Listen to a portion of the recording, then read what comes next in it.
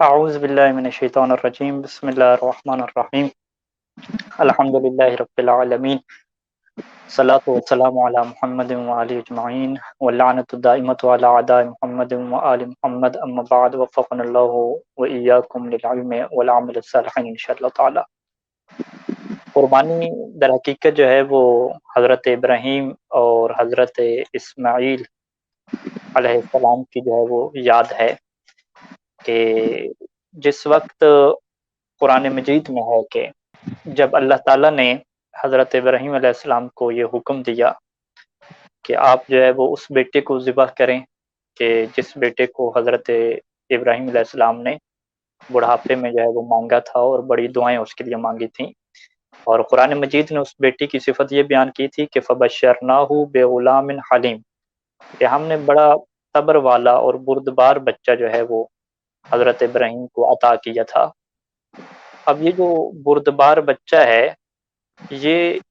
ایسا ہوا کہ 13 سال اس کی عمر ہو جاتی ہے، اور 13 سال میں بھی اس کے حالات یہ ہیں کہ سورہ صافات کی 102 نمبر آیات سے یہ سارا قصہ مختصر طور پر اللہ نے ذکر فرمایا کہ 13 سال کا یہ لڑکا ہے اور بالغ معہ السعی، یعنی اپنے والد کے ساتھ کام کراتا ہے، ان کی مدد کرتا ہے، ان کے ساتھ ساتھ ہے اور ان کا مکمل جو ہے وہ خیال رکھتا ہے، اور بالکل جو سخت اور مشکل کام ہے ان میں ان کا ساتھ دے رہا ہے۔ یعنی آپ اس کا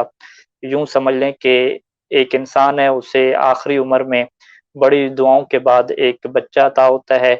اور وہ 13 سال کا لڑکا ہو جاتا ہے جو بڑا صبر والا بردبار ہے اور اپنے والد کے ساتھ ہاتھ بٹانے والا ہے، ان کی خدمت کرنے والا ہے۔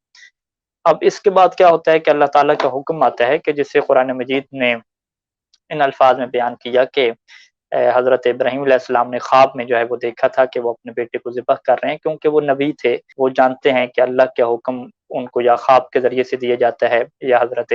جبرائیل علیہ السلام جو ہے وہ نازل ہوتے ہیں۔ تو یہ مختلف روایات میں ہے کہ 3 دفعہ انہوں نے یہی خواب مسلسل دیکھا، اور جب انہیں اس بات کا یقین ہو گیا کہ اب وہ امتحان کی گھڑی آ پہنچی ہے، اب وہ آزمائش کی گھڑی آ پہنچی ہے کہ جس میں جو اللہ ہے، جس نے حضرت ابراہیم کو اپنے خلیل بنایا ہوا ہے، اپنا دوست بنایا ہوا ہے، اب وہ یہ آزمانا چاہتا ہے کہ کیا میرا دوست ایسا ہے کہ جو میری ہر بات ماننے کو تیار ہے،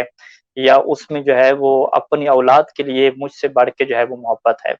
اور قرآن مجید نے اس قصے کے لیے ایک لفظ استعمال کیا کہ ان ھذا لہو البلاء المبین،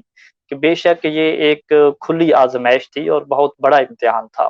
جسے بلاء المبین سے یاد کیا کہ بہت ہی سخت جو ہے وہ آزمائش تھی حضرت ابراہیم علیہ السلام کے اوپر۔ اچھا، اب قرآن مجید نے اس واقعے کو مکمل تفصیل سے تو بیان نہیں کیا، لیکن جو خاص ایک پوائنٹ اور نکات تھے ان کو جو ہے وہ ہائی لائٹ کیا،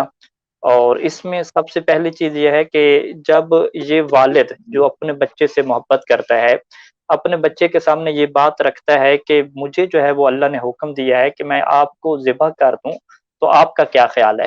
ٹھیک ہے، یعنی اپنے بچے سے مشورہ لے رہا ہے، اور قرآن مجید نے جو ہے وہ حضرت اسماعیل کا جو اسٹیٹس اور بیان ہے اس کو بیان کیا، اور ان الفاظ میں بیان کیا کہ قالا، کہ بیٹا یہ کہنے لگا کہ یا ابت افعل ما تؤمر، اے میرے والد جو آپ کو حکم دیا گیا آپ کو انجام دے دیں، اور اگر آپ انجام دیں گے تو ستجدنی انشاءاللہ من الصابرین، تو آپ دیکھیں گے کہ میں صبر کرنے والوں میں سے ہوں، میں جو ہے وہ اس بات پہ آپ سے کوئی اختلاف نہیں کروں گا، اور مکمل صبر کے ذریعے سے جو اللہ کا حکم آپ کو ملا ہے اس کو آپ کیا انجام دیں۔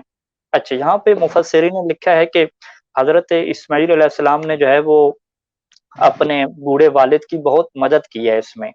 اور ایسے ایسے جملات جو ہے وہ ارشاد فرمائے ہیں کہ جس سے انہوں نے اپنے والد کی جو ہے وہ ہمت کو بلند کیا، ان کو ڈھارس دی اور ان کے غم کو ختم کیا، تاکہ وہ اللہ کے امر کو انجام دینے میں کسی قسم کی ذرا سے بھی جو ہے وہ ڈیل جو ہے اور سستی کا کیا مظاہرہ نہ کریں۔ یعنی اس میں 3-4 جملے ہیں جو مفسرین نے لکھے ہیں، وہ بیان کرنا چاہوں گا۔ سب سے پہلے حضرت اسماعیل نے والد سے یہ کہا کہ احکم من شد الحبل کہ لا تتحرک یدی ورجلی اثناء تنفیذک الامر الہی، کہ اے میرے والد رسی کو بڑے مضبوطی سے میرے ہاتھوں پہ اور میری ٹانگوں پہ باندھ دیں، تاکہ جب آپ اللہ کے حکم کو انجام دینے لگیں تو اس میں کسی قسم کی کوئی رکاوٹ پیدا نہ ہو، اور کہیں ایسا نہ ہو کہ جو آپ کو اللہ نے جزا دینی ہے، جو اللہ نے آپ کو انعام دینا ہے، اس میں کوئی کمی ہو جائے۔ یعنی یہ پہلا دیکھیں، اب بیٹا مشورے دے رہا ہے بوڑھے باپ کو۔ اچھا، دوسرا مشورہ اس بیٹے نے کیا دیا والد کو کہ والدی العزیز اشحذ السکین جیدا، کہ छुरी को अच्छे तरीके से तेज़ कर लें और बड़ी तेज़ी से मेरी गर्दन पे चलाएँ, ताकि जो है वो आपको भी इसका दर्द जो है वो थोड़ा महसूस हो और मुझे भी क्या है इसका थोड़ा दर्द महसूस हो। अच्छा, तीसरा जुमला भी तारीख ने बड़ा खूबसूरत नक़ल फ़रमाया कि बेटा जो है वो बूढ़े बाप से कहता है कि ऐ मेरे वालिद, इख़्लासौ बी मिन अला जसदी, कि मेरे जो जिस्म से है वो मेरे कपड़े और कमीज़ जो है वो उतार दें, ताकि वो खून उससे ऊपर ना लग जाए। क्योंकि मुझे इस बात का खौफ़ है कि अगर मेरी वालिदा मेरे कपड़ों को खून में आलूद देखेगी तो वो सब्र नहीं कर सकेगी। और फिर चौथे नंबर पे जो जुमला फ़रमाया कि मेरी वालिदा को मेरी तरफ से सलाम दीजिएगा और उसे बताइएगा कि बेटा राज़ी था, ताकि जो है वो मेरी वालिदा को जो है वो इससे सुकून मिले, और ये जो मेरी कमीज़ है वो भी मेरी वालिदा को दीजिएगा, ताकि वो इसकी राहिया, इसकी खुशबू सूँघ के कुछ उनके दिल को जो है वो ढाढ़स जो है बन जाए। यानी हज़रत इस्माइल अलैहिस्सलाम जो है वो अपने बूढ़े बाप के साथ मुकम्मल ताउन कर रहे हैं और उनको जो है वो तैयार कर रहे हैं कि अल्लाह के हुक्म में जो है वो किसी किस्म की जो है वो कमी हमने नहीं लानी, और जो अल्लाह का हुक्म है हमने उसको पूरा करना है। और फिर वो हालात जब ये हज़रत इस्माइल मुसलसल अपने वालिद से कह रहे थे कि छुरी तेज़ कर लें, मुझे बाँध लें, मेरी कमीज़ उतार लें। अब रवायत ये कहती है कि फ़अंदमा रआ इब्राहीम अलैहिस्सलाम तरजत इस्तिलाम वलदि लिल अम्रिल्लाह, कि जब बूढ़े बाप ने देखा कि मेरा बेटा जो है वो इतना जो है वो शौक रखता है अल्लाह के अम्र को पूरा करने के लिए, तो फ़ौरन जो है वो अपने बेटे को गले लगा दिया, व क़ब्बल वजहू, और उनके चेहरे को चूमना शुरू किया, व फ़ी हाज़िल लहज़ति बकल इस्नान, और इस लहज़ा में जो है वो बूढ़ा बाप और 13 साल का जो बेटा है वो रोने लग गए और जो है खूब रोए। रोने के बाद जो है अब वो मरला आ गया कि अब अल्लाह के अम्र की जो है वो इताअत करनी थी, और कुरान मजीद में ये अल्फ़ाज़ मौजूद हैं कि वतल्लहु लिलजबीन, कि हज़रत इब्राहीम अलैहिस्सलाम ने अपने बेटे को जो है वो पेशानी की एक साइड पे जो है वो लेटाया, ताकि उनकी आँखें जो है वो बूढ़े बाप की आँखों में ना आएँ, जिसकी वजह से उनके लिए जो है वो ऐसा ना हो कि वो जो शफ़क़त पिदरी होती है, वो गालिब आ जाए और वो अल्लाह की क्या इताअत ना कर सकते हैं। अच्छा, अब यहाँ पे कहते हैं कि हज़रत इब्राहीम ने जब छुरी चलाई, तो अब छुरी जो है वो ज़िबा नहीं कर रही थी, तो हज़रत इब्राहीम को जो है वो बड़ा दुःख हुआ और वो कह रहे थे बार-बार कि इज़्बही, कि ऐ छुरी तुम ज़िबा क्यों नहीं करती? ला फिर लाकिन्नल जलील युअती अवामिरहु लिस्सकीन अन ला तज़बही, कि अल्लाह ये छुरी को हुक्म दे रहा था कि तुमने ज़िबा नहीं करना, और हज़रत इब्राहीम मुसलसल छुरी से कह रहे थे कि तुम इसे ज़िबा करो, क्या तुम नहीं चाहती कि मैं अल्लाह के अम्र को पूरा करूँ? और फिर वहाँ पे हज़रत इब्राहीम तकबीरें भी कह रहे थे, अल्लाहु अकबर, ला इलाहा इल्लल्लाह वल्लाहु अकबर, और ईद के रोज़ जो है वो यही तकबीरें भी हम क्या करते हैं, बुलंद करते हैं। यानी इस सारे वाक़ये में एक ऐसी शानदार हमें मिसाल मिलती है कि अल्लाह का जब हुक्म आ जाता है, अल्लाह की आज़माइश आ जाती है, तो बूढ़ा बाप और बेटा मिल के उस हुक्म को पूरा करते हैं, और जब छुरी ज़िबा नहीं करती तो हातिफ़ गैबी से आवाज़ आती है कि ऐ इब्राहीम, तुमने अपने ख्वाब को सच्चा कर दिखाया, और वफ़दैनाहु बिज़िब्हिन अज़ीम, और इसके बदले में हमने ज़िब्ह अज़ीम को करार दिया, और हम जो है वो एहसान करने वालों को बड़ी अच्छी क्या जज़ा देते हैं। तो यानी पहला फ़लसफ़ा अगर हम ये रखें हम अपने सामने कुरान मजीद की इन आयात से, कि हम कुर्बानी इसलिए करते हैं ताकि हम हर साल एक बूढ़े बाप और उसके बेटे की याद को ताज़ा कर सकें, कि जिन्होंने अल्लाह की इताअत की खातिर अपनी ख़्वाहिशात और अपनी जान को कुर्बान करने के लिए भी दरेग नहीं किया था, और मुकम्मल तौर पे इस बात पे आमादा हो गए थे कि हम अल्लाह के अम्र को क्या अंजाम देंगे। तो ये वो चीज़ है कि जो मुसलमानों को इस बात की तरफ उभारती है कि अल्लाह के हुक्म की इताअत में फिर हमने अपना, अपनी औलाद, किसी का ख़्याल नहीं रखना। सबसे बढ़कर जो है वो हमारे लिए अल्लाह की हस्ती होनी चाहिए। अल्लाह क्या है, अल्लाह ही हमारे लिए क्या है, मुक़द्दम होना चाहिए। तो ये वो पहला फ़लसफ़ा है। अगर हम रवायात अहले बैत अलैहिमुस्सलाम की तरफ चले जाएँ और वहाँ पे हम किताब खोलें शेख सदूक अलैहि की, जिसको जो है वो इल्लुल शराई का नाम दिया, और उन्होंने कोशिश की कि जितनी भी रवायात हैं, एक मौज़ू की जिसमें हिकमतें बयान की गई हैं, जिसमें एक मौज़ू के मुतालिक फ़लसफ़ा बयान किया गया है, उन रवायात को जमा करें। तो इस बाब में जो है वो उन्होंने 3 रवायात जो हैं वो जमा की हैं। उन 3 रवायात का खुलासा बयान करके मैं अपनी इस बात को मुकम्मल करूँगा, कि उसमें पहली रवायत के अंदर तो अल्लाह के रसूल ने जो है वो यही इस चीज़ की हिकमत बयान की कि अल्लाह ताला जो है वो ये चाहता है कि साल में एक ऐसा दिन आए कि जिसमें जो मसाकीन हैं मेरी उम्मत के, वो उनको जो है वो तुम लोग गोश्त खिलाओ, اور ان کی اچھے طریقے سے تم کیا کرو، خدمت کرو۔ یہ ایک اس کی حکمت بیان کر دی۔ اور دوسری جو ہے وہ جب ابو بصیر نے امام صادق علیہ السلام سے پوچھا تھا کہ ما علت الاضحیہ، کہ اس قربانی کی آخر کیا وجہ ہے کہ اللہ نے جو ہے وہ ہر سال اس چیز کو رکھا ہوا ہے، تو فرمایا کہ انہ یغفر لصاحبھا، کہ اس قربانی کا مقصد یہ ہے کہ جو یہ قربانی اللہ کی اطاعت کی خاطر کرے گا تو اللہ تعالیٰ قربانی کرنے والے کے گناہوں کو معاف کرنا چاہتا ہے، یعنی جو بندہ بھی قربانی کرے گا اللہ گناہوں کو معاف کر دیتے ہیں۔ اور پھر امام نے فرمایا تھا کہ یغفر لصاحبھا عند اول قطرۃ تقطر من دم علی الارض، جو قربانی کے جانور کا پہلا جو خون کا قطرہ ہے جب وہ زمین کے اوپر گرتا ہے تو اللہ تعالیٰ جو ہے وہ اس کے تمام گناہوں کو معاف کر دیتا ہے۔ اور پھر امام نے جو ہے وہ یہ فرمایا کہ اللہ یہ چاہتا ہے کہ یہ دیکھ لے کہ کون ہے جو اللہ کے اوپر، غیب کے اوپر ایمان لانے والا ہے۔ اور پھر امام صادق علیہ السلام نے جو ہے وہ قرآن مجید کی یہ آیت پڑھی تھی کہ لن ینال اللہ لحومھا ولا دماؤھا ولکن ینالہ التقوی منکم، کہ اللہ کو تمہاری قربانیوں کا نہ گوشت پہنچتا ہے نہ تمہاری قربانیوں کا خون پہنچتا ہے، اگر اللہ کو پہنچتا ہے تو وہ فقط تقوی پہنچتا ہے۔ اور پھر حضرت امام صادق علیہ السلام نے بیان فرمایا کہ تم دیکھو کہ شروع کی جو پہلی قربانی تھی اس میں اللہ نے حابیل کی قربانی کو قبول کیا، قابیل کی قربانی کو رد کیا، تو اس کے اندر بھی یہ تقوی اور اخلاص نام کی چیز موجود تھی کہ جس کی وجہ سے جو ہے وہ ایک قربانی قبول ہوئی۔ یہ دوسری روایت ہوگی۔ اور تیسری روایت میں جو ہے وہ یہی وجہ بیان کی کہ ہاں یہ دو روایت، ہاں تیسری روایت میں جو ہے یہی وجہ بیان کی کہ وہی جو ہے کہ اپنے پڑوسیوں کی، اپنے مسلمانوں کی خدمت کریں، اور اہل بیت کی یہ سیرت تھی کہ ایک حصہ فقط اپنے لیے خاص کرتے تھے، باقی دو حصے کیا ہے تقسیم کر دیا کرتے تھے۔ تو ہم یہ کہہ سکتے ہیں قربانی کے اگر فلسفے کو ہم قرآن مجید کی ان آیات اور روایات میں جمع کریں تو پہلا فلسفہ قرآن مجید کا یہی ہے کہ ہم ان لوگوں کی یاد کو تازہ کریں کہ جن لوگوں نے اپنا سب کچھ جو ہے وہ اللہ کی خاطر قربان کرنے کے لیے تیار ہو گئے تھے، اور ذرا برابر نہ بیٹے نے کوئی اس میں سستی دکھائی نہ بوڑھے باپ نے کیا اس میں کوئی سستی دکھائی۔ دوسرے نمبر پہ ہم یہ دیکھیں کہ قرآن مجید یہ چاہتا ہے، یعنی اہل بیت علیہ السلام اور اللہ کے رسول یہ چاہتے ہیں کہ ہر سال قربانی کے موقع پر ہم دوسروں کے لیے کیا ہے چیزوں کو تقسیم کریں اور اپنے اندر ایک جذبہ پیدا کریں کہ دوسروں کو دینے کا جذبہ ہمارے اندر پیدا ہو، دوسروں کو کھلانے کا کیا ہے ہمارے اندر جذبہ پیدا ہو۔ یہ دو چیزیں ہو گئیں۔ اور تیسری چیز کیا ہے کہ وہ اصل چیز ہے تقوی ہے، کہ جس کی وجہ سے اللہ چاہتا ہے کہ ہمارے گناہ معاف ہو جائیں اور ہم اخلاص نیت سے جو ہے وہ اس فعل کو انجام دیں۔ جی، قرآن مجید کی یہ جو آیت ہے کہ حضرت اسماعیل کو ہم نے بچا لیا اور پھر وفدیناہ بذبح عظیم، ان کے بدلے میں جو ہے وہ ہم نے ایک بہت بڑی جو ہے وہ ذبح عظیم کو کیا قرار دیا۔ اچھا، یہاں پہ روایات جو ہیں وہ تفسیر باطنی میں جو ہمارے پاس پہنچی ہیں، مختلف کیا روایات ہیں۔ شیخ صدوق علیہ الرحمٰن نے ان روایات کو جو ہے وہ جمع کیا الخصال میں، اور اپنی کتاب جو ہے وہ عیون اخبار الرضا میں جو ہے وہ ان اخبارات کو، ان روایات کو کیا ہے جمع کیا ہے۔ ان میں سے دو روایات فقط آپ کی خدمت میں پیش کرنا چاہوں گا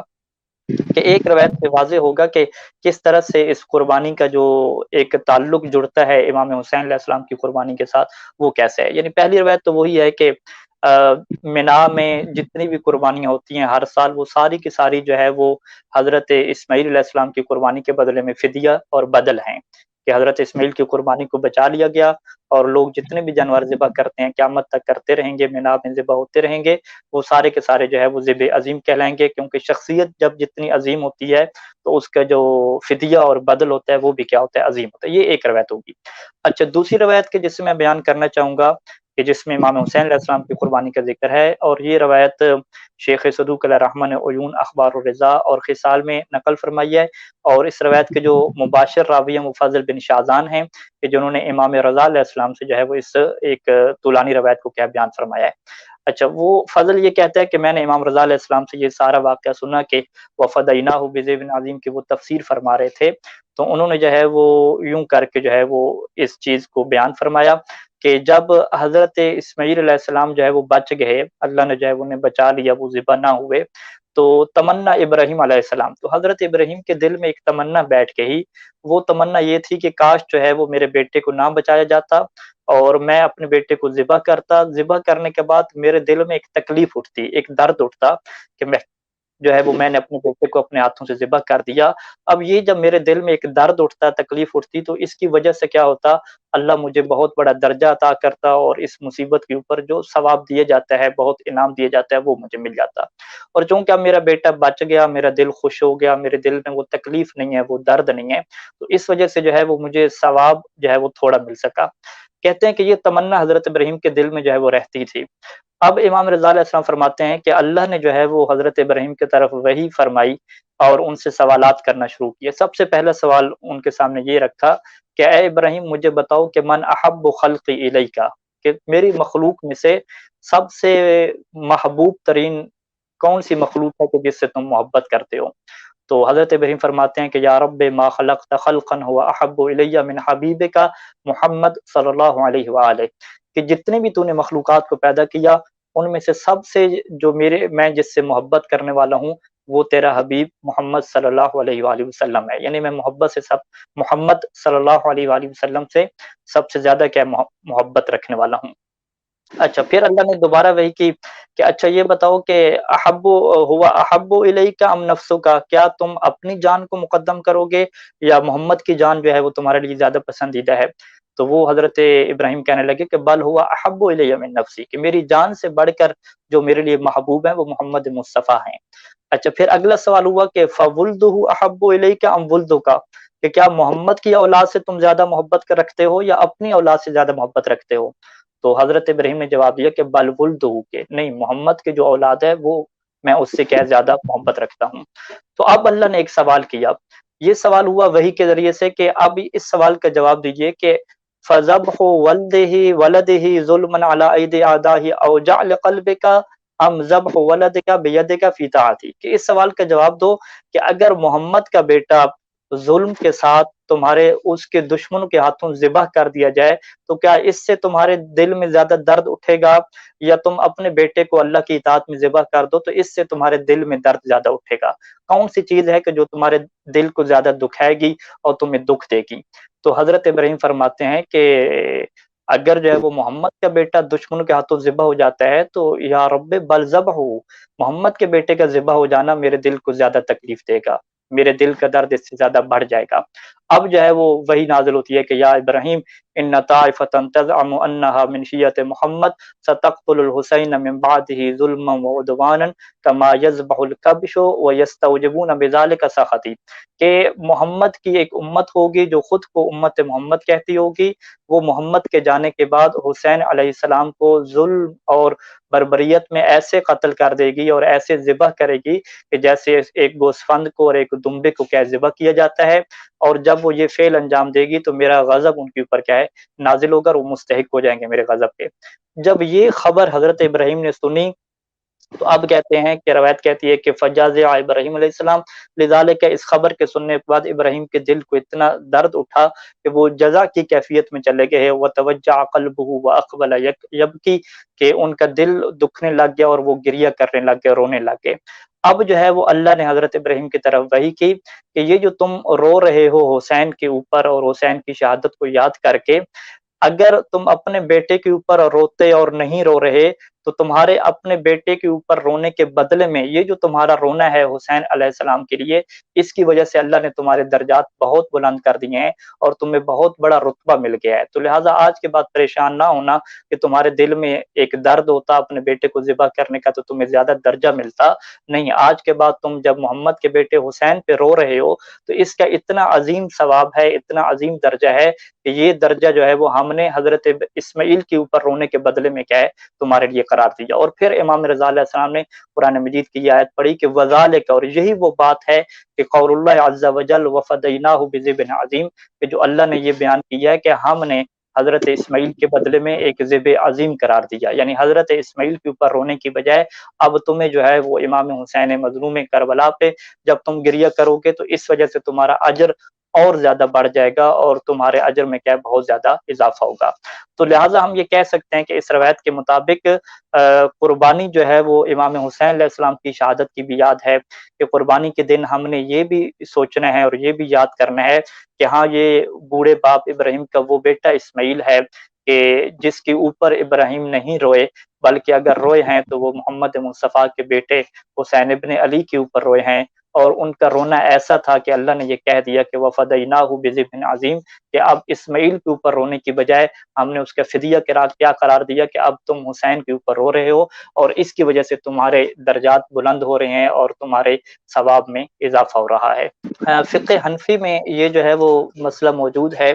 کہ جو بندہ صاحب استطاعت ہے تو اس کے مطابق ان کی فقہ کے مطابق اس کے اوپر قربانی کرنا واجب ہو جاتا ہے، جبکہ مکتب اہل بیت میں جو ہمارے مراجع اعظام ہیں، فقہا ہیں، ان کے مطابق یہ قربانی کرنا جو حج کے اوپر نہیں ہے، پاکستان میں ہے، ہندوستان میں ہے، عراق ایران میں ہے، یعنی حج کے اوپر حاجی نہیں ہے، اس کے لیے یہ قربانی کرنا مستحب ہے، واجب نہیں ہے۔ اور مستحب سید ثانی دامت ظل العالیہ نے لکھا کہ یہ ایک ایسا مستحب ہے کہ جو تاکیدی ہے، کہ جس کی زیادہ تاکید کی گئی ہے کہ لوگ جو ہے وہ اس مستحب کو کیا انجام دیں، لیکن بہرحال یہ کیا واجب نہیں ہے۔ اور چونکہ بر صغیر میں معاشرہ جو ہے وہ زیادہ اہل سنت کے ساتھ رہتا ہے اور ان کے جو چیزیں ہیں وہ اڈاپٹ کرتے ہیں، تو وہاں سے ایک چیز بن چکی ہے کہ بھئی جو بھی صاحب استطاعت ہے اس کے لیے قربانی کرنا واجب ہے، تو ہمارے بھی بہت سارے مومن یہ سمجھنے لگ گئے ہیں کہ یہ قربانی کرنا کیا ان کے اوپر ہی واجب ہے، حالانکہ یہ قربانی کرنا ان کے اوپر واجب نہیں ہے بلکہ یہ مستحب ہے، یعنی اگر کوئی صاحب استطاعت یہ قربانی نہیں بھی کرتا تو وہ گناہگار نہیں ہوگا۔ مستحب قربانی ہے، اس میں جو ہے وہ بھینس کی قربانی ہو سکتی ہے، یعنی اس میں تو ہمارے پاس وسائل شیعہ میں باقاعدہ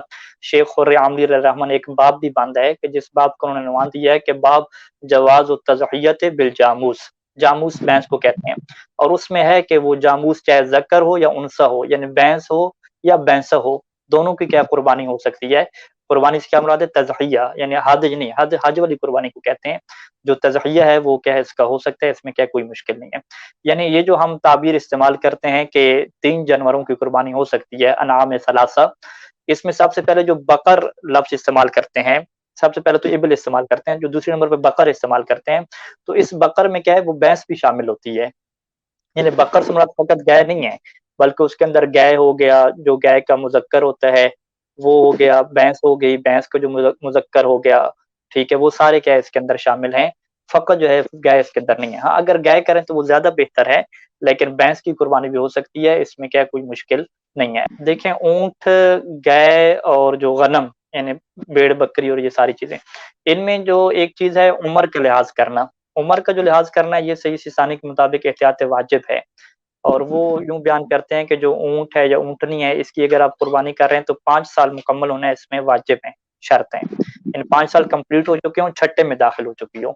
اور جہاں تک جو ہے وہ گائے، بھینس اور جو کٹے آپ کہہ دیں، جو یہ سارے جانور ہو گئے، ان کے اندر جو ہے وہ 2 سال مکمل ہونا شرط ہے کہ ان کے 2 سال مکمل ہو چکے ہوں، تیسرے میں داخل ہو چکے ہیں تو پھر آپ قربانی کر سکتے ہیں۔ اور اسی طریقے سے جو بکرا اور بکری ہے اس میں بھی یہ شرط لگائی کہ اس کی بھی کیا 2 سال مکمل ہو چکے ہوں، 2 سال مکمل ہو کے تیسرے میں داخل ہو چکا ہو تو اس کی کیا قربانی کر سکتے ہیں۔ فقط جو ہے وہ بیڑ اور دمبا ہمارے پاس ایسے بچتے ہیں کہ اگر جس کے 7 ماہ مکمل ہو چکے ہیں، 7 منتھ، تو اس کی کیا قربانی ہو سکتی ہے، لیکن بکرے اور بکری میں یہ قانون نہیں چلے گا، بلکہ اگر وہ 2 سال سے تھوڑے ہیں تو احتیاط واجب کے طور پہ ان کی قربانی نہیں ہو سکتی، 2 سال کا مکمل ہونا اس میں کیا ہے شرط ہے۔ اور یہاں پہ ایک اور بات ہی میں عرض کرتا چلوں کہ بعض کا یہ ایک لفظ استعمال ہوتا ہے دوندا، جانور کیا ہونا چاہیے؟ دوندا ہونا چاہیے، 2 دانت اس کے ہونے چاہیے، تو 2 دانت ہونا اس کا معیار نہیں ہے، معیار اس کا جو ہے وہ عمر ہے، ایج ہے۔ اور اس میں صحیح سے نے لکھا کہ جو قمری مہینے ہیں یہ بھی آپ حساب کر سکتے ہیں، اور جو سالانہ ہے وہ بھی کیا ہے آپ حساب کر سکتے ہیں، یعنی اس میں آپ کو جانور کی جو ڈیٹ آف برتھ ہے اس کا پھر پتہ ہونا ضروری ہے کہ تب آپ کیا ہے اس کی عمر کا لحاظ کر سکیں گے کہ کیا اس کے 2 سال مکمل ہوئے ہیں یا مکمل نہیں ہوئے۔ فقط دانت دیکھ کر یا ان چیزوں سے آپ جو ہے وہ اندازہ نہیں لگا سکتے، باقی ماہرین کا مجھے نہیں پتا کہ ان کے اندازے کتنے پکے ہوتے ہیں، تو بہرحال معیار جو ہے وہ دانت وغیرہ یہ چیزیں نہیں ہیں، معیار ان کی عمر اور ایج ہے کہ جس کا حساب جو ہے وہ ان کی پیدائش سے لگایا جائے گا، چاہے قمری مہینوں سے لگایا جائے یا جو ہے وہ شمسی کیا ہے مہینوں سے لگایا جائے۔ یہ جو جانور کی عمر کے اعتبار سے جو صفات ہم نے بیان کی یہ تو احتیاط واجب میں آ جاتی ہیں، اس کے علاوہ جو باقی صفات ہوتی ہیں نا کہ وہ عیب سے پاک ہو، اس کا سینگ ٹوٹا ہوا نہ ہو، وہ خصی نہ ہو،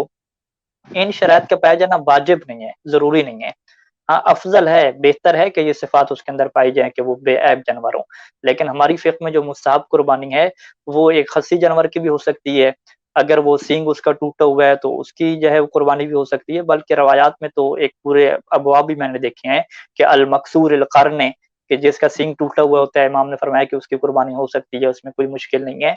تو اس طرح کی کیا روایات موجود ہیں کہ اضحیہ اور جو یعنی جو مستحب قربانی ہے اس کی شرائط کیا سخت نہیں ہے، اس کی شرائط کیا آسان ہے، تو اس میں جو ہے وہ ہم واضح طور پہ یہ کہتے ہیں کہ عمر کے اعتبار سے صحیح سے سارے نے احتیاط واجب لگائی ہے کہ وہ تو آپ صفات دیکھیں عمر کے اعتبار سے، لیکن جو باقی صفات ہیں جناب علی، اس کا جو ہے وہ موٹا ہونا، عیب سے پاک ہونا، خسی نہ ہونا، سینگ نہ ٹوٹا ہوا ہونا، کان نہ کٹا ہوا ہونا، ان ساری صفات کا پایا جانا جو ہے وہ کیا نام ہے، افضل اور بہتر ہے۔ یہ واجب نہیں ہے کہ یہ ہوں گی تو قربانی ہوگی، اگر یہ نہیں ہوں گی تو قربانی نہیں ہوگی، نہیں بہتر ہے کہ ہوں، اگر نہیں بھی ہوں تو پھر بھی کیا قربانی ہو جائے گی۔ اچھا، اب گوشت کا جو آپ کا سوال تھا کہ گوشت کس میں رکھنا ہے، تو اس میں جو ہے وہ ہمارے پاس سامنے جو روایات اہل بیت علیہ السلام ہے، خصوصاً شیخ صدوق علیہ رحمہ نے جو ایک روایت نقل کی ہے کہ امام زین العابدین علیہ السلام کی جو ہے وہ سیرت بیان فرمائی ہے کہ وہ جو ہے وہ کیا کرتے تھے اور قربانی کے ساتھ جو ہے وہ کس طرح کرتے تھے۔ تو امام زین العابدین علیہ السلام کی یہ سیرت موجود ہے کہ وہ قربانی کے گوشت کے جو ہے وہ 3 حصے جو ہے وہ کیا کرتے تھے، ایک حصہ فقط اپنے لیے رکھتے تھے، یعنی ایک حصہ اپنے اہل بیت کے لیے خاص کر دیتے تھے، اور باقی جو 2 حصے ہیں وہ تقسیم کرتے تھے۔ اس کی تقسیم کا طریقہ کار بھی یہ تھا کہ ایک جو ہے وہ اپنے پڑوسیوں کے لیے تقسیم کرتے تھے، اور دوسرا جو غربا اور مساکین ہوتے تھے وہ کیا ہے ان کو دیا کرتے تھے۔ تو اسی وجہ سے فقہا نے یہ لکھا کہ قربانی کا جو گوشت ہے اس کو سارے کا سارا اپنے پاس نہ رکھیں، اور اس میں افضل اور بہتر یہ ہے کہ 3 حصے بنانے کے بعد 2 حصے کیا آپ تقسیم کر دیں، اور اس میں دوسرا حصہ آپ کسی کو بھی دیں، لیکن تیسرے حصہ کم از کم آپ ایک خاص کریں فقط اور فقط غربا اور مساکین کے ساتھ، یعنی آپ کی قربانی کا تیسرا حصہ کم از کم ایسے لوگوں کے پاس جانا چاہیے جو مستحق افراد ہوں، جو غریب اور غربا ہوں، ان کے پاس کیا جانا چاہیے۔ تو یہ تقسیم کا کیا طریقہ کار ہے۔ باقی اس کے علاوہ سارے کا سارا اپنے پاس رکھ لینا، یہ اس چیز کو پسند نہیں کیا گیا، اور نہ یہ سیرت اہل بیت ہے، اور نہ ہی یہ قربانی کا وہ اخلاص ہے،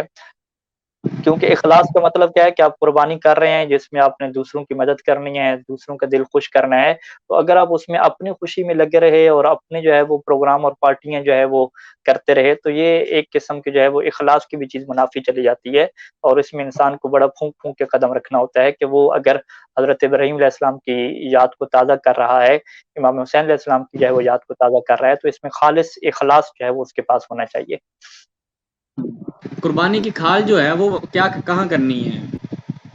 کھال کے بارے میں یہ بات لکھی گئی ہے کہ اگر وہ آپ قصاب اور قصائی کو دیتے ہیں اجرت کے طور پہ تو یہ مکروہ ہے، اور کھال کو جو ہے وہ غربا اور مساکین کو صدقہ کرنا، یہ اس سے جو ہے وہ مستحب قرار دیا گیا ہے۔ اور ایک اور بات بھی ذکر کی جاتی ہے کہ اگر آپ اس کھال کو پاک کرنے کے بعد آپ اسے اپنی مصلی بناتے ہیں اور اس کے اوپر آپ نماز کے طور پہ اسے رکھتے ہیں تو یہ زیادہ بہتر ہے، یا جو ہے وہ اس قربانی کی کھال کو آپ گھر میں رکھ دیتے ہیں ویسے ڈیکوریشن کے طور پہ یا کسی طریقے سے بھی، تو ایسا بھی آپ کر سکتے ہیں، لیکن اسے فقط مکروہ یہ قرار دیا گیا ہے کہ آپ اجرت کے طور پہ جو ہے وہ اسے نہ دیں، باقی صدقہ کر دیں تو یہ زیادہ کیا بہتر ہے۔ سید سستانی دامت ظل العالی نے یہ فرمایا ہے کہ جو شراکت ہے قربانی میں، اس میں کوئی عدد معین نہیں ہے، نہ عدد معین ہے نہ جانور معین ہے، یعنی آپ جو ہے وہ ایک بکری میں اور بکرے میں بھی کیا شریک ہو سکتے ہیں،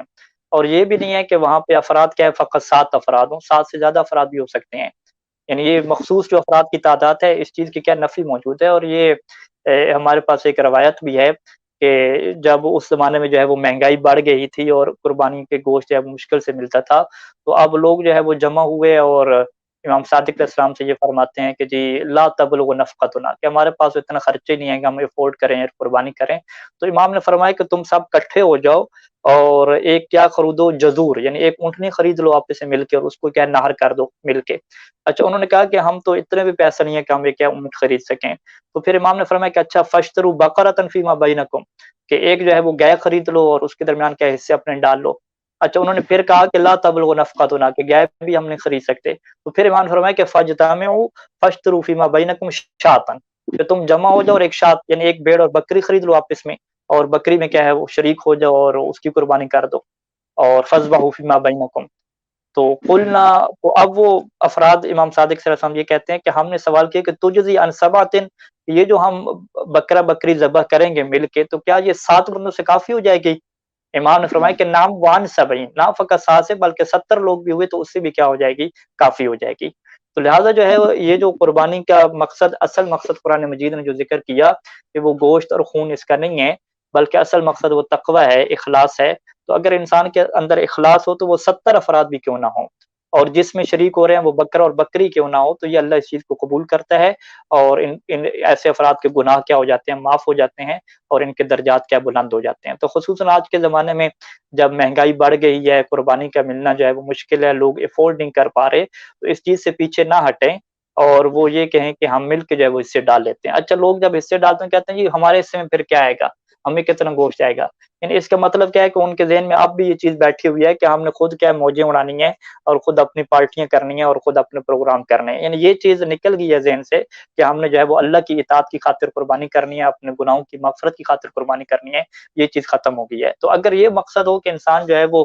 تقوی کی خاطر اور اخلاص کی خاطر اور اللہ کی اطاعت کی خاطر قربانی کرے, تو پھر چاہے گوشت اس کو 1 کلو ہے, آدھا کلو ہے, قربانی ہوتی ہے کہ جس کی وجہ سے اگر اخلاص ہو تو انسان کو گناہ کیا معاف ہو جائے کرتے ہیں. تو لہٰذا مومن کے لیے ہماری یہی نصیحت ہے کہ اگرچہ بر صغیر میں جو رواج بن چکا ہے اس میں اخلاص کو باقی رکھنا انتہائی مشکل کام ہے, ایک مقابلے کی فضا بنی ہوئی ہوتی ہے, لیکن پھر بھی مومنین جو ہے وہ اپنے اوپر کنٹرول کریں اور اپنے دل کو جو ہے وہ سمجھائیں کہ کس طرح سے جو ہے وہ اللہ کی اس حکم کی وہ اطاعت کریں اور اس میں اپنے اخلاص کو کیا رکھیں, باقی رکھیں. تو خلاصہ جواب یہ ہوا کہ قربانی کے جانور میں 7 افراد سے زیادہ بھی شریک ہو سکتے ہیں, اور وہ جو جانور ہے سید سیستانی کے فتویٰ کے مطابق بھیڑ اور بکری بھی ہو سکتی ہے, اس میں گائے اور اونٹ کا ہونا کیا ضروری نہیں ہے. سید سیستانی دامت اللہ علی کا اس میں موقف یہ ہے کہ اگر ایک انسان قربانی کرتا ہے تو جس بندے کی طرف سے وہ قربانی کی جا رہی ہے خود بخود جو ہے وہ اس کا عقیقہ کا جو مستحب ہے وہ بھی ادا ہو جائے گا. یعنی اسے ہم اپنی زبان میں یہ سمجھ لیں کہ ایک تیر سے کیا 2 شکار ہو جائیں گے. تو جو بندہ جو ہے وہ قربانی کرے گا تو جس کی طرف سے قربانی ہو رہی ہے اس کا جو عقیقہ والا مستحب ہے وہ بھی ادا ہو جائے گا. اب بعد میں اس کے اوپر یہ مستحب باقی نہیں رہے گا کہ وہ کہے کہ جی اب میں نے اپنا عقیقہ بھی کرنا ہے. تو ہم کہیں گے بھی آپ نے اپنی طرف سے قربانی کی ہے, جب قربانی کی ہے تو آپ کا عقیقہ بھی کیا ادا ہو گیا. اور اسی طریقے سے الٹ بھی ہے, برعکس بھی ہے کہ جو بندہ عقیقہ کر لے اپنی طرف سے تو اس کی طرف سے قربانی بھی کیا ہے ہو جاتی ہے. تو اس میں جو اہم نقطہ ہے وہ یہی آتا ہے کہ اس کے اندر شرائط عقیقہ کی پائی جانی ضروری ہیں. یعنی جو قربانی عقیقہ سے کافی ہو رہی ہے اور عقیقہ بھی اس سے ادا ہو رہا ہے تو اس کے اندر یہ ضروری ہے کہ عقیقہ کی تمام شرائط بھی اس کے اندر موجود ہوں. اور عقیقہ کی شرائط میں سے یہ ہے کہ ایک کے بدلے میں ایک جانور آپ ذبح کر سکتے ہیں. یعنی 3-4 بچوں کا اکٹھا کر کے بڑا بکرا یا گائے لے لیں اور 3-4 بچوں کا آپ اکٹھا کی کر دیں, ایسا نہیں ہو سکتا. یعنی عقیقہ میں اشتراک نہیں ہے, قربانی میں کیا اشتراک ہے. تو اگر قربانی عقیقہ سے کافی ہو رہی ہے تو یہ تب ہوگی کہ جب قربانی میں اشتراک نہ ہو, حصہ نہ ڈالا ہوا ہو. ٹھیک ہے, تو ہم یعنی یہ بیان کرتے ہیں کہ 2 شرطیں اس میں ہیں. سب سے پہلی شرط کیا ہے کہ جس کی طرف سے قربانی کریں گے اسی کا عقیقہ ادا ہو جائے گا, اور دوسری شرط یہ ہے کہ اس قربانی میں حصے نہ ہوں. جس کی طرف سے کر رہے ہوں اس کی طرف سے ایک ہی جانور پورا قربان ہو رہا ہو تو پھر کیا اس کا عقیقہ ادا ہو جائے گا. جو قربانی کا صحیح وقت ہے یہ یوم النحر ہے. یوم النحر جو عید کا دن ہے 10 ذی الحجہ جسے ہم کہتے ہیں, یہ 10 ذی الحجہ میں جو صحیح اس کا افضل وقت ہے وہ یہ ہے کہ سورج کیا طلوع ہو جائے. ٹھیک ہے, سورج طلوع ہو جائے یعنی بالکل روشنی ہو جائے اور سورج کی وہ ٹکی آپ کو نظر آ جائے, جس طرح ہم کہتے ہیں دھوپ نکل آئی ہے. سورج طلوع ہو جائے پہلی بات, اور پھر اتنا ٹائم گزر جائے کہ جتنے وقت میں انسان کیا عید کی نماز پڑھ لیتا ہے. یعنی آپ 10 منٹ کر لیں, یعنی سورج طلوع ہونے کے بعد 10 منٹ گزر جائیں تو اس 10 منٹ کے بعد قربانی کرنا, جانور کو ذبح کرنا, یہ وہ افضل ترین وقت ہے کہ جس میں جو ہے وہ کہا گیا کہ انسان قربان کرے. اور یہ افضل ترین وقت کب تک رہتا ہے, زوال تک رہتا ہے, نماز ظہرین تک رہتا ہے. یعنی ہم دوبارہ بیان کر دیں, سورج طلوع ہونے کے بعد عید کی نماز پڑھنے کا وقت گزر جائے تو پھر قربانی کو ذبح کرنے کا وقت شروع ہوتا ہے, اور کب تک رہتا ہے, زوال شمس تک رہتا ہے. تو یہ وہ ٹائم ہے جو افضل ترین ٹائم ہے. اچھا, اس کے علاوہ اگر کسی اور ٹائم پہ کریں گے تو قربانی ہو جائے گی, لیکن وہ جو افضل وقت ہے اس وقت میں کیا انسان نہیں کرے گا. اب یہاں پہ ایک اور مسئلہ یہ ہے کہ اگر وہ قربانی کیا ہے ابھی سورج طلوع نہیں ہوا وہ قربانی کرتا ہے تو کیا وہ کافی ہوگی. تو ہم یہ کہتے ہیں کہ اگر نماز فجر کا ٹائم ہو چکا تھا, جسے ہم کیا کہتے ہیں طلوع فجر صادق, اگر طلوع فجر صادق ہو چکی تھی تو پھر وہ قربانی کر رہے ہیں تو یہ ہو جائے گی, اس میں مشکل نہیں ہے. لیکن اگر طلوع فجر صادق سے پہلے کر دی, جسے ہم کیا کہتے ہیں سحری کے ٹائم پہ جانور ذبح کر دیا تو وہ پھر قربانی نہیں ہوگی. یعنی ویسے جانور تو حلال ہوگا, وہ آپ گوشت وغیرہ بھی کھا لیں گے, لیکن وہ جو 10 ذی الحجہ کی قربانی کا جو دن ہے اس دن کی وہ کیا قربانی شمار نہیں ہوگی. تو لہٰذا اس طرح جو ہے مومنین متوجہ رہیں کہ بعض کا تو وہ یہ کہتے ہیں کہ جی حصے بھی تقسیم کرنے ہیں, قصاب کہتے ہیں رش وغیرہ بھی ہے, تو وہ کہتے ہیں چلیں یہ سحری کے ٹائم پہ ہم آپ کا بڑا جو جانور ہے وہ ذبح کر دیں گے. سحری کا مطلب کیا کہ ابھی نماز فجر کا ٹائم پہ نہیں ہوتا, تو اس ٹائم پہ جو بھی جانور ذبح ہوگا وہ قربانی کے طور پہ درست نہیں ہوگا اور اس کی کیا قربانی ادا نہیں ہوگی. تو یہ کیا اہم نقطہ ہے. اچھا, اب قربانی کا وقت جو ہے وہ کب تک رہتا ہے, تو مستحب جو قربانی کا ٹائم ہے وہ 3 دن رہتا ہے, اور جو مینا کی قربانی ہے وہ 4 دن رہتی ہے. تو اس میں جو 3 دن رہتی ہے اس میں بھی سید سیستانی نے اس بات کو لکھا کہ جو درمیان کی راتیں ہیں ان میں قربانی کرنا احتیاط لازم کے طور پہ کافی نہیں ہوگا. یعنی اب پورا دن گزر گیا تو انسان اگر رات کو جانور ذبح کرنا چاہتا ہے، صبح جو ہے وہ دوسری عید ہے یا تیسری عید ہے، تو ان کی جو راتوں میں قربانی کرنا یہ احتیاط واجب کے طور پہ بھی کیا جائز نہیں ہے، آپ کو قربانی کیا ہے دن کو کیا کرنی ہوگی۔ تو یہ وہ وقت ہے کہ جس کے والے سے مومن کرام کیا ہے توجہ کیا رکھیں اپنی۔ دیکھیں قربانی پہ عقیقہ کی نیت نہیں کریں گے، قربانی کریں گے قربانی کی نیت سے،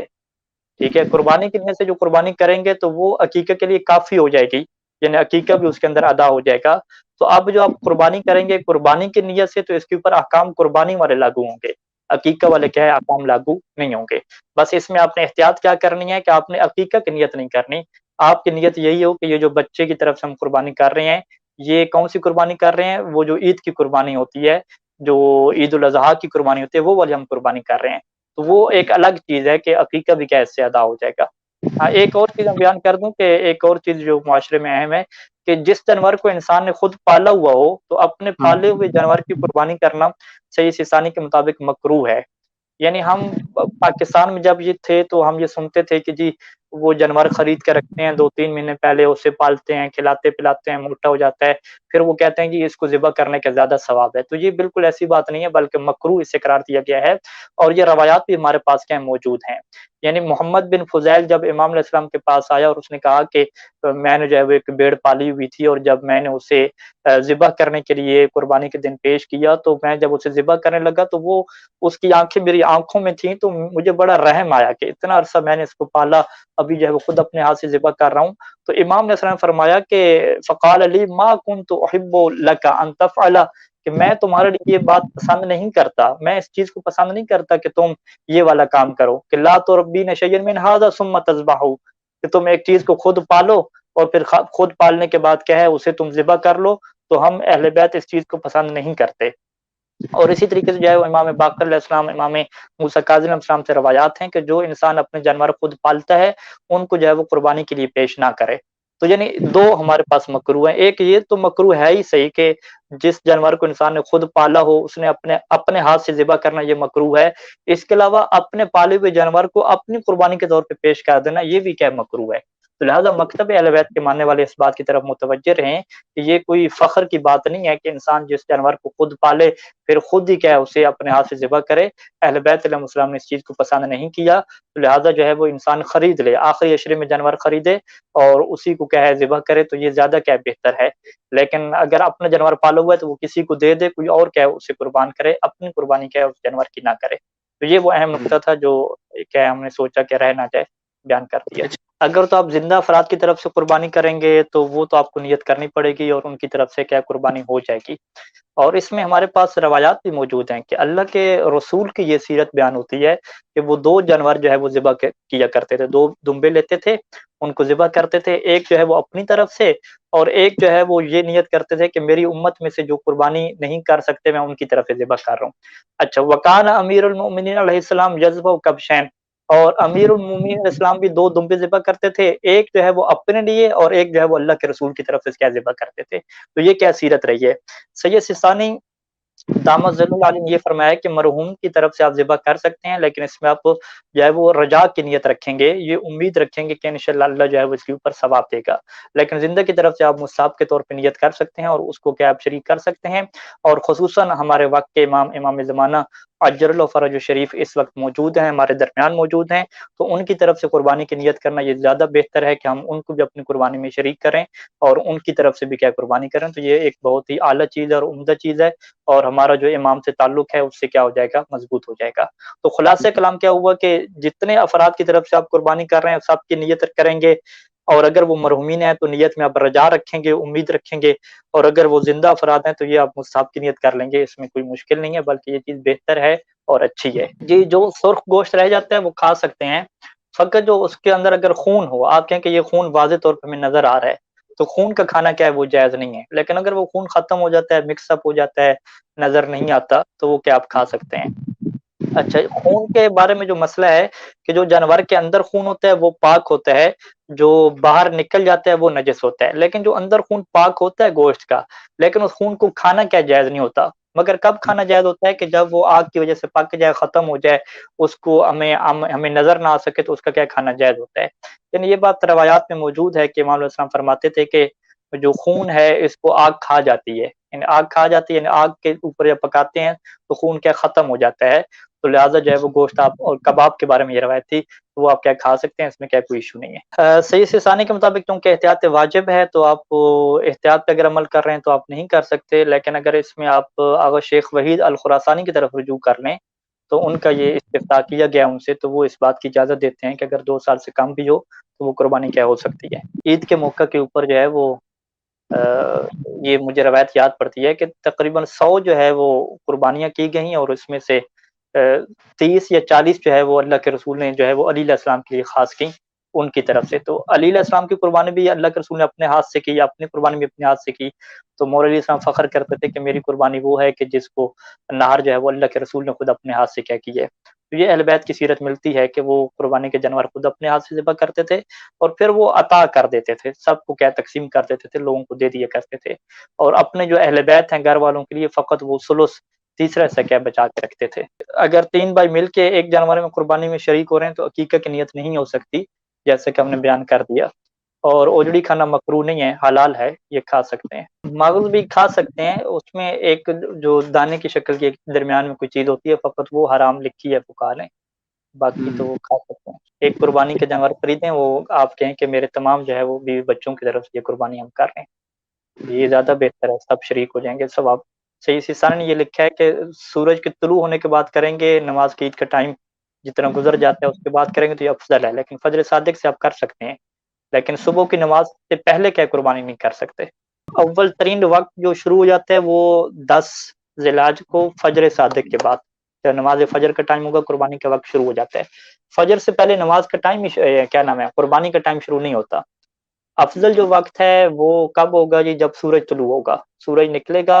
اور کچھ دیر گزر جائے گی کہ جتنی دیر میں انسان نماز عید پڑھ سکتا ہے، اس کے بعد قربانی کا وقت شروع ہوگا، اور زوال تک اس کا افضل وقت رہے گا، زوال کے بعد بھی آپ کر سکتے ہیں۔